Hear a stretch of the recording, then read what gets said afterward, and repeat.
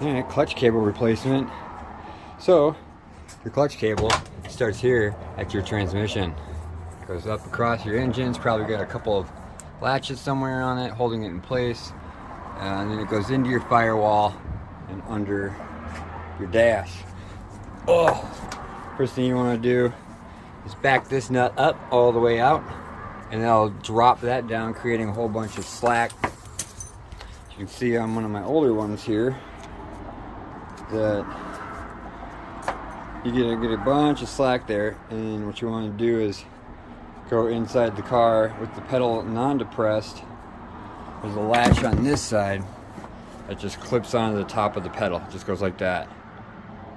So with the pedal non-depressed and that with slack in it, you should be able to just pull this forward an inch, unlatch it, and then it'll come free of the vehicle via this hole. It's not a twist or anything like that. You just pull it straight out once it's unlatched. And if you find that your new cable is very stiff, when you push it in, it's like, and it doesn't want to come back out, then your cable is basically just a little chainsaw in there cutting into the housing. This is your heat shield. It should go over your bar, your valve cover there. So what I use, is this Triflow super lubricant stuff. I use this on a lot of stuff. Works great.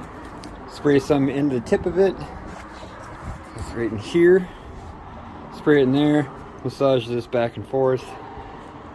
And then just keep spraying it and keep adding it. If you can actually get this all the way apart and rub white lithium grease on there, go for that too.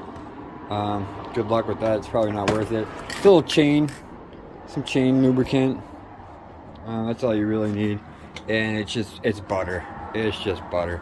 I was driving around with it earlier, and it was just coming so hard to get it in and out and in and out. And now it's just nice and springy. There it is, flopping around right there.